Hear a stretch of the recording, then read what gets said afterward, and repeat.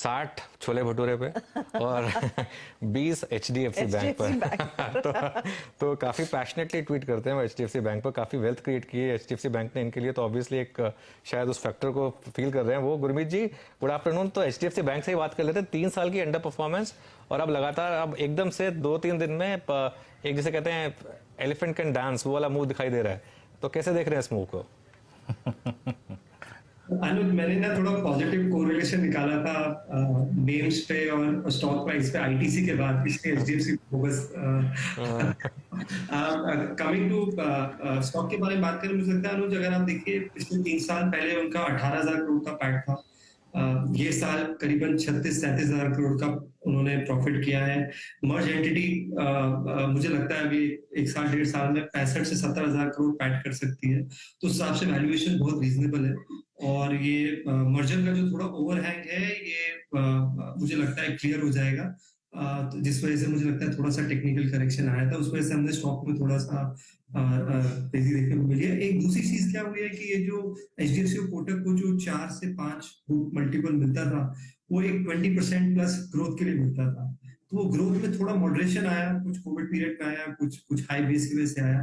और आईसीआईसीआई ने और जो एक्सिस और आप एक्सेस पिछले 1-2 माह से दोस्तों, अगर आप बाजार में अपना पैसा इन्वेस्ट करना चाहते हैं तो अभी जुड़े एंजल ब्रोकिंग के साथ में, क्योंकि यहाँ आपको मिलती है एक अच्छी एडवाइस और भरोसेमंद सर्विस, और यहाँ अकाउंट ओपन करना भी है बिल्कुल फ्री ऑफ कॉस्ट। तो आज ही जुड़े एंजल ब्रोकिंग के साथ में। अकाउंट ओपनिंग लिंक डिस्क्रिप्शन में है, आज ही अपना अकाउंट ओपन कराएं। बेटर ग्रो किया उसी एसेट क्वालिटी से, तो थोड़ा सा मुझे लगता है बाकी एचडीएफसी का थोड़ा सा जो आपको वैल्यूएशन मिलता है वो हाई ग्रोथ पे मिलता है, वो थोड़ा सा कम हुआ, और दूसरे स्टॉक्स थोड़े री-रेट हुए थे, कॉम्बिनेशन हुआ। तो मुझे लगता है थोड़ा आगे अच्छा करना चाहिए। और बहुत ही स्टेडी बैंक है। आप पिछले मतलब कई सालों से अगर आप देखेंगे कंसिस्टेंट ग्रोथ है, एसेट क्वालिटी एकदम टॉप नॉच है।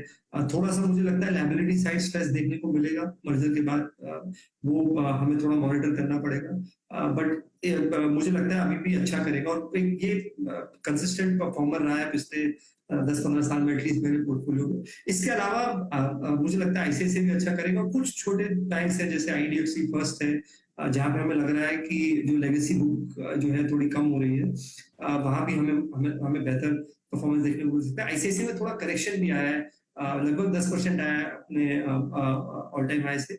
और मैं कुछ नंबर्स ट्रैक कर रहा था अनुज, आईसीआईसीआई के नेट इंटरेस्ट इनकम वो 15,000 करोड़ कर रहे हैं क्वार्टर का। कॉस्ट टू इनकम रेशियो जो कि बड़ा इंपॉर्टेंट मेट्रिक है, बहुत लोग चर्चा नहीं करते, 40% पे आ गया है और लगभग एचडीएफसी के नजदीक पहुंच रहा है। नेट इंटरेस्ट मार्जिन 4.3% है।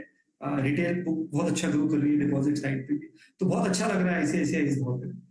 तो आईसीआईसीआई में भी एक अच्छा खासा पोटेंशियल, लेकिन ऑफ कोर्स एक फेवरेट एचडीएफसी बैंक रहा ही है। अच्छा, एचडीएफसी बैंक और एचडीएफसी की जो चर्चा इनफैक्ट पिछले हफ्ते से हम कर रहे हैं, स्पेशली जो क्लैरिफिकेशन एमएससीआई की तरफ से आया है और वहां पर बड़े फ्लोज की उम्मीद जताई जा रही है, उसी को एक्सट्रापोलेट करके हम कुछ देर पहले एलटीआई यानी कि एल&टी इन्फोटेक और माइंडट्री के जो मर्जर से जो एंटिटी जॉइंट एंटिटी निकल कर आएगी उसकी बात हो रही थी कि ये लाइकली है कि निफ्टी का हिस्सा बन सकता है अगर उसी क्राइटेरिया पर अगर आप चीजें देखें तो तमाम वो बॉक्सेस चेक हो रहे हैं।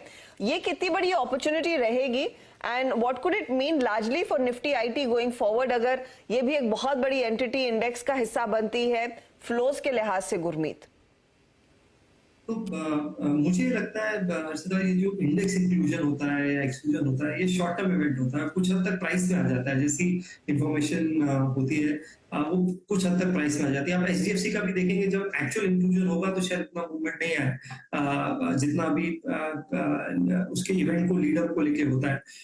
बट अगर आप माइंडट्री का वैसे स्टैंड अलोन परफॉर्मेंस देखें, दोनों एंटिटी का बहुत अच्छा रहा है। माइंडट्री कुछ चुनिंदा मिड कैप आईटी कंपनीज में से जिन्होंने 20% मार्जिन मेंटेन किया है। उनका जो डिपेंडेंस था उनके टॉप अकाउंट पे नाम लिए बिना करीबन 5-5.5% रह गया है।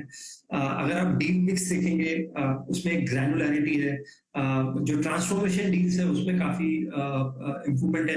तो कुछ मिड कैप आईटी जो हाई वैल्यूएशन जस्टिफाई करते हैं, माइंडट्री में भी उनमें से कि हमारा पोर्टफोलियो स्टॉक है, बट ये दोनों स्टॉक जो है बहुत चीप नहीं है। और जो स्लो डाउन है यूएस में, वो मुझे नहीं लगता है कि बहुत short term slow slow down है। टेक में हमने देखा है कि कैसे ले ऑफ हो रहे हैं, कुछ इम्पैक्ट पड़ेगा। तो वैल्यूएशन पे मुझे ऐसा लगता है कि शायद कुछ टाइम तक कंसोलिडेशन और हो सकता है।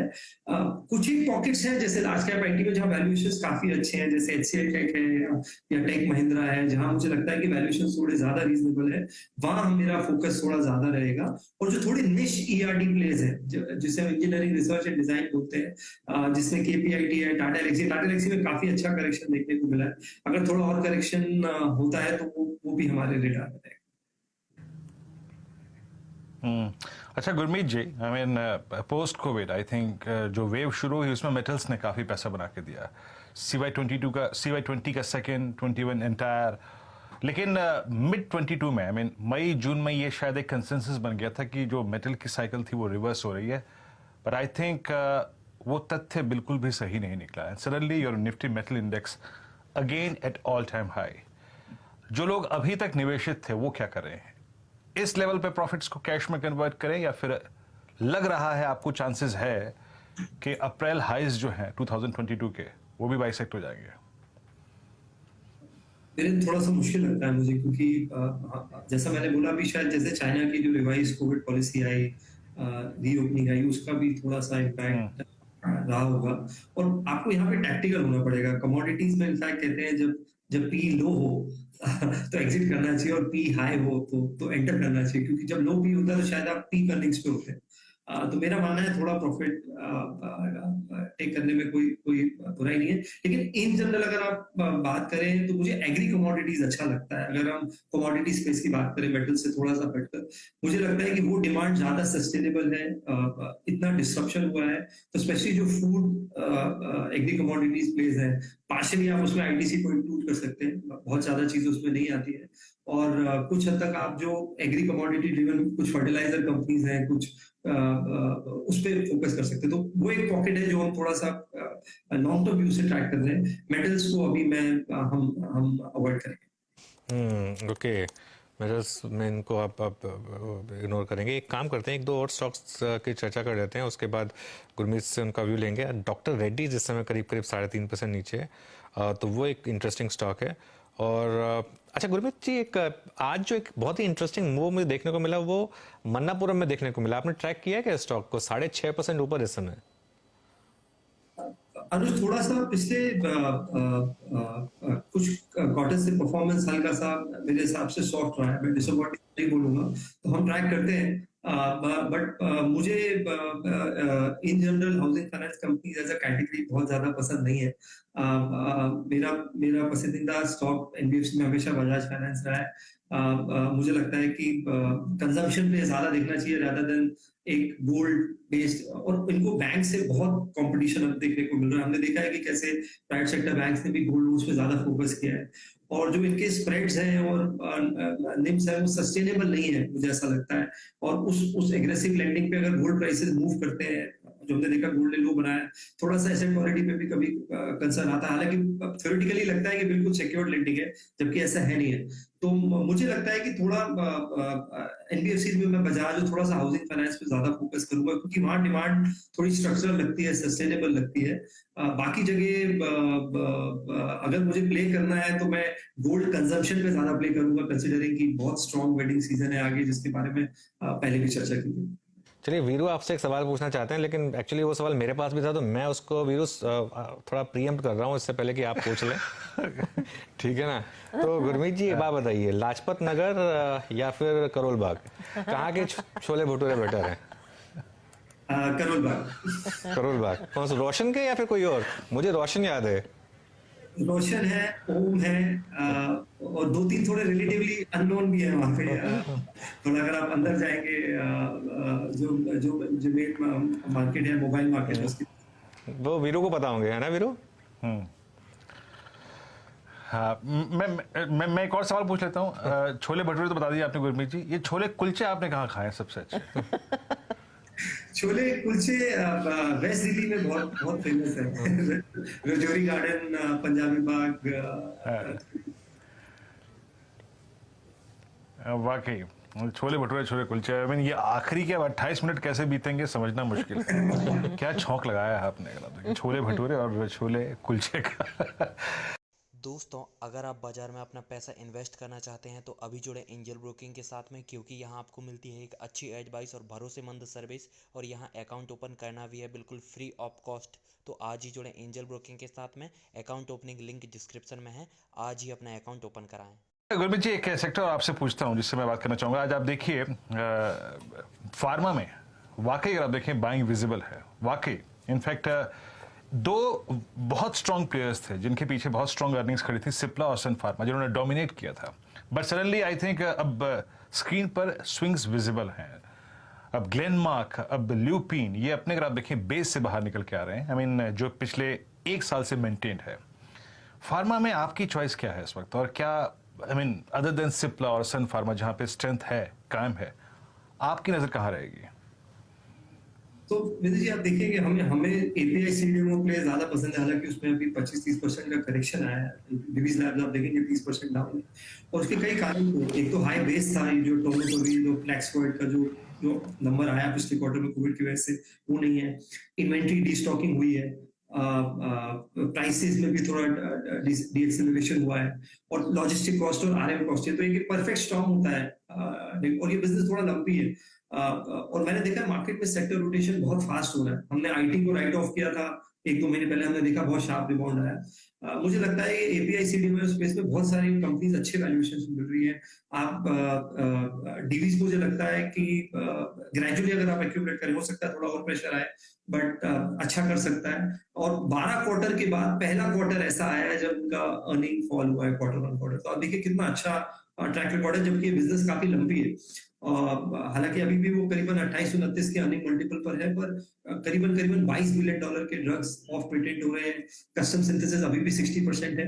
थोड़ा मुझे लगता है न्यूट्रास्यूटिकल बिजनेस में भी थोड़ा सा हमें स्लो डाउन देखने को मिला, उस वजह से भी बाजार थोड़ा डिसअपॉइंटेड था। इसमें पिरामिल फार्मा में लिस्टिंग हुई ₹191 पे, वो करीबन अभी 140 के आसपास कर रहा है। अगर आप पिरामिल फार्मा देखें, उसमें भी 60% सीडीएमओ है, हॉस्पिटल जेनरिक बिजनेस करीबन 30% है, और बाकी का उनका कंज्यूमर हेल्थ बिजनेस है। तो अगर डिवीज अगर 9,000 करोड़ करता है सीडीएमओ में, तो पिरामिड फार्मा करीबन 4,000 करोड़ करता है। तो अगर आप वैल्यूएशन वाइज देखेंगे तो 30% डिस्काउंट पे है डिवीज के। हमें लॉरेंस लैब भी अच्छा लगता है, वो अच्छा काम कर रहे हैं, अपनी डिपेंडेंस कम कर रहे हैं एआरबी पे। तो जब सेक्टर में थोड़ा पेन होता है तभी प्राइस मुझे लगता है रीजनेबल होता है। तो थोड़ा ग्रेजुअल अप्रोच मुझे लगता है स्पेस में रख सकते हैं। थोड़ा सा हम हमारे रेडार में सिप्ला और सन फार्मा भी है, बट फोकस जो है हमारा एपीआई सीडीएमओ स्पेस पे ज्यादा है। सन फार्मा पे सन भले शाइन कर रहा हो, लेकिन सन टीवी का ऑलमोस्ट सनसेट टाइप का मूव दिख रहा है इस समय। गुरमीत जी, क्या करें यहाँ पर 9% नीचे?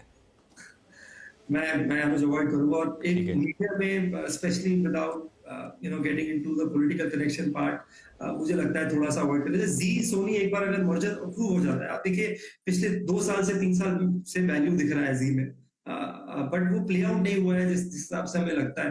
तो एक बार वो ओवरहैंग दूर हो जाता है, मर्जर हो जाता है, सारे गवर्नेंस इश्यू साइड हो जाते हैं, उनके जो हाई इन्वेंट्री लेवल्स थे, काफी कुछ नेगेटिव, काफी बैलेंस शीट की भी काफी सफाई हुई है, जो उनके रिसीवेबल्स थे उसमें फर्क पड़ा है।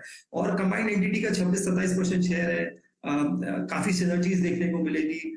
ओटीटी सोनी के पास पैसा ये बिजनेस में आपको काफी पैसा इन्वेस्ट करना पड़ेगा डिजिटल कंटेंट पे, जो सोनी की बैलेंस शीट उसको मैच करेगी। उसके बाद शायद मैं जी को देख सकता हूँ तब तक। और दूसरा मुझे लग रहा है ये डिजिटल एडवर्टाइजिंग का जो एडवर्टाइजमेंट रेवेन्यू वो स्ट्रेस करेगा, जो स्पेंड है डिजिटल एडवर्टाइजिंग का, ये ग्रेजुअली पिक होता जा रहा है, क्योंकि स्क्रीन टाइम फोन का टेलीविजन से ज्यादा है। तो हमारे पोर्टफोलियो में हम उसको एप्पल इंडिया के थ्रू प्ले करते हैं। मीडिया में भी मर्जर के बाद जी को हम शायद देखना पसंद करें। स्टॉक जो आज काफी दिनों बाद हरकत दिखा रहा है वो है एलआईसी।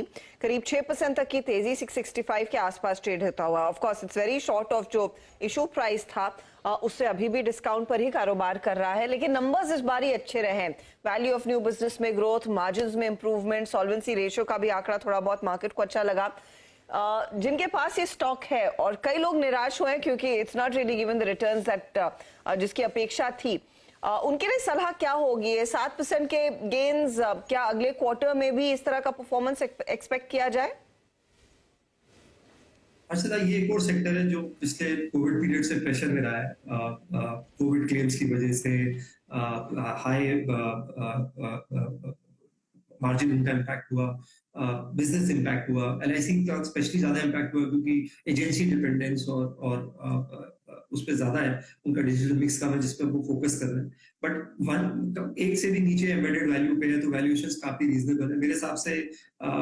मैं होल्ड करने को बोलूंगा और ऐड करने को नहीं बोलूंगा शायद इस भाव पे। आप थोड़े से प्राइवेट इंश्योरेंस देख सकते हैं।